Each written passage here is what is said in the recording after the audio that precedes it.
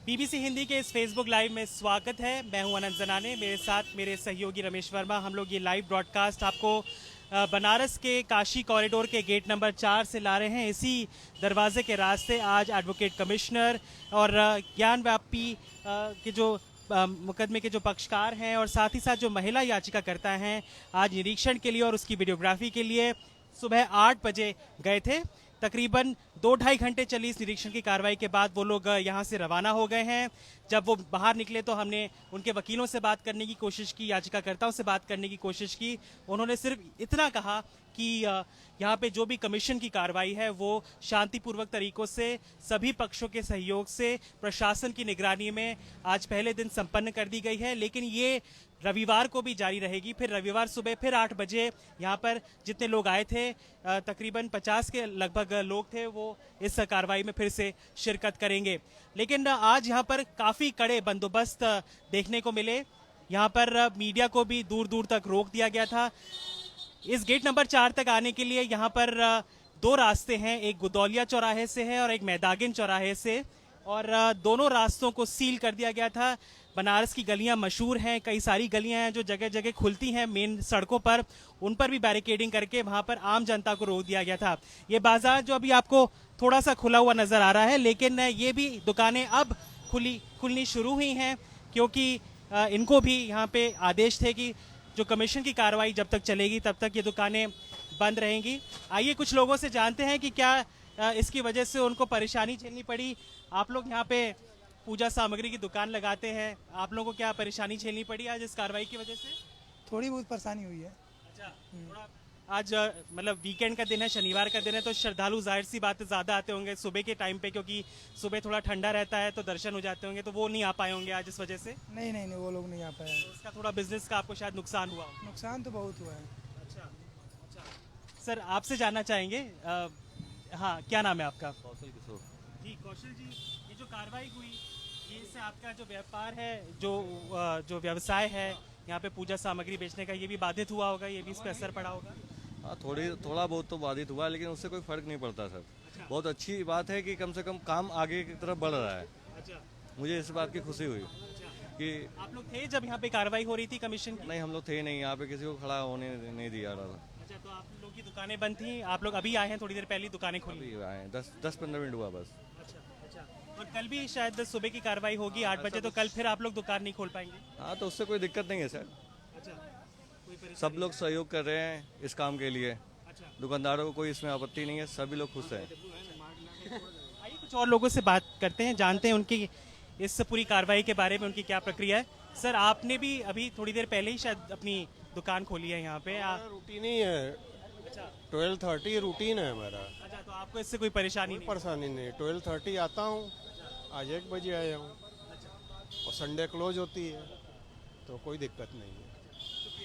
तो कुछ लोग कहते हैं कि जो उनकी दुकानें हैं वो आम तौर पे लेट ही खुलती हैं। कुछ लोग जो पूजा की सामग्री बेचते हैं, जो श्रद्धालुओं की दर्शन और उससे जुड़ा हुआ सामान बेचते हैं, उनको शायद थोड़ी परेशानी हुई है। लेकिन ज़िला प्रशासन की तरफ से भी इसमें प्रतिक्रिया आई है। ज़िला प्रशासन में जो डीएम है, उन्होंने कहा है कि क्योंकि इस पूरे कमीशन की कार्रवाई गोपनीय है, इसके बारे में कुछ कहना उचित नहीं होगा जब तक ये कमीशन की कार्रवाई पूर्ण तरीके से संपन्न नहीं हो जाती। आपको याद दिला दें कि यहाँ की जो निचली अदालत है उसने 2 एडवोकेट कमिश्नर अपॉइंट किए थे गुरुवार को। उसके बाद अब ये जो कार्रवाई है ये शुरू हुई है। सुप्रीम कोर्ट में भी मामला पहुंचा हुआ है, और सुप्रीम कोर्ट इस मामले की सुनवाई कब करता है ये देखना ज़रूरी होगा। जब उनसे इस पूरे कार्रवाई के ऊपर एक तरीके से रोक लगाने की अंजुमन इंतज़ामिया मसाजिद की तरफ से मांग हुई, तो उन्होंने सुप्रीम कोर्ट ने कहा कि जब तक वो इस पूरे मामले की फ़ाइलों को और जितने भी इससे जुड़ा दस्तावेज़ हैं उनको जांच नहीं लेते, पढ़ नहीं लेते और परख नहीं लेते, तब तक वो इसमें कोई आदेश पारित नहीं कर सकते हैं। मामला लिस्ट होगा सुप्रीम कोर्ट में, अब देखना है उसकी वो सुनवाई कब होती है। लेकिन यहाँ पर अब थोड़ी जो स्थिति है सामान्य सी नज़र होते हुए आ रही है, क्योंकि जब सुबह मीडिया का जो एक तरीके से पूरा हुजूम यहाँ पे मौजूद था, उसकी वजह से भी शायद यहाँ पे लोगों को एंट्री नहीं मिली थी।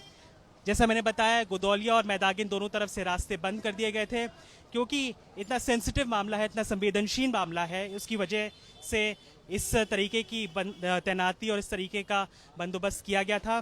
प्रशासन भी आज एक तरीके से पूरी मामले के अंदर उसको पूरी कार्रवाई को फैसिलिटेट करते हुए नजर आ रहा था। क्योंकि अगर आपको गौर होगा कि जज साहब ने खुद कहा था कि उनको ऐसा लगता है कि जो ज़िला प्रशासन है, बनारस का ज़िला प्रशासन, वो उनकी कार्रवाई को अमल करने में एक तरीके से रुचि नहीं दिखा रहा है। एक एरोगेंस की बात की थी, एक अहंकार की बात की थी उन्होंने, प्रशासनिक अहंकार की। लेकिन उसके बाद अब जिस तरीके से प्रशासन का रवैया शनिवार को रहा है और शुक्रवार को भी जब उन्होंने इसकी कार्रवाई से जुड़ी कुछ एक प्रिलिमिनरी मीटिंग्स भी की, तो उससे लगता है कि प्रशासन जो है उसने पूरा सहयोग दिया। और सीआरपीएफ जो यहाँ पे तैनात है, क्योंकि जो ज्ञानव्यापी मस्जिद है वो एक रेड जोन में आती है, तो उसकी सुरक्षा जो है, जो बैरिकेडिंग की अंदर की सुरक्षा है, वो सीआरपीएफ के मद्देनजर आती है। तो उनके भी लोग हमें यहाँ आते जाते दिखे। आज गौर करने वाली बात यह है कि जिस तरीके से खुलेआम वकील और पक्षकार शुक्रवार तक बात कर रहे थे पूरी कार्रवाई के बारे में, लेकिन आज जब शनिवार को ये कार्रवाई शुरू हुई है, उसके बाद वो लोग कह रहे हैं कि कार्रवाई की जो पूरी प्रक्रिया है वो गोपनीय रही है। अंदर जाकर भी मस्जिद के जो वीडियोग्राफी की कार्रवाई है, निरीक्षण की कार्रवाई है, वो हो पाई है। और जिस तरीके के आदेश कोर्ट ने कहा था कि जो याचिकाकर्ताओं की मांग है कि सर्वे हो, निरीक्षण हो, उसकी वीडियोग्राफी हो और उसमें कोई बाधा डाले या कोई मतलब अवरोध पैदा करे, तो उसके खिलाफ कार्रवाई होनी चाहिए, उनके खिलाफ एफआईआर दर्ज होनी चाहिए और सख्त से सख्त विधिक कार्रवाई होनी चाहिए। तो शायद उसका मैसेज एक हद तक सभी पक्षों में और प्रशासन में भी गया है। और आज शनिवार को पूरी मतलब सभी के सहयोग से और शांतिपूर्वक तरीके से इस कार्रवाई को अंजाम दिया गया है। कोशिश करते हैं और लोगों से बात करने की यहाँ पे। सर आप बताइए, आप यहाँ पे दर्शन करने के लिए आए हैं? दर्शन तो बहुत किए हैं हम। हाँ, बहुत। बनारस के रहने वाले? नहीं, लोकल में बलिया जिला, उत्तर प्रदेश। तो आप दर्शन करने आए थे? हाँ। सुबह सुबह आए थे या अभी आए हैं? अभी आए हैं, अभी आए हैं थोड़ा। आपको जानकारी थी कि आज ऐसी कोई कार्रवाई हुई इसलिए आप देर से आए हैं? नहीं नहीं सर, ऐसा बात नहीं। हम जानते हैं कि विश्वनाथ जी के दरबार में कोई ऐसी कार्रवाई से मतलब कोई नहीं है।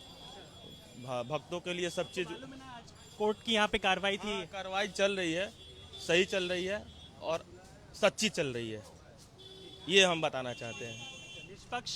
निष्पक्ष क्या सर, देखिए आप कोई भी जो विवाद चल रहा है उसकी इतिहास उठाकर देखेंगे, सच्चाई ही निकलेगा। 100 निकला तुम्हारा, मंदिर निकला तो हमारा। हमसे बात करने के लिए तो लोगों को भरोसा है कि उनको लगता है कि ये निष्पक्ष तरीके से कार्रवाई की जाएगी और रविवार को भी ये कार्रवाई आगे बढ़ेगी। अब देखना ये है कि एडवोकेट कमिश्नर इसमें क्या पाते हैं और अपनी रिपोर्ट उनको 17 मई तक कोर्ट को सौंपनी है और उसमें वो किन चीज़ों का जिक्र करते हैं। बनारस से रमेश वर्मा और उत्पल पाठक के साथ अनंत जनाने।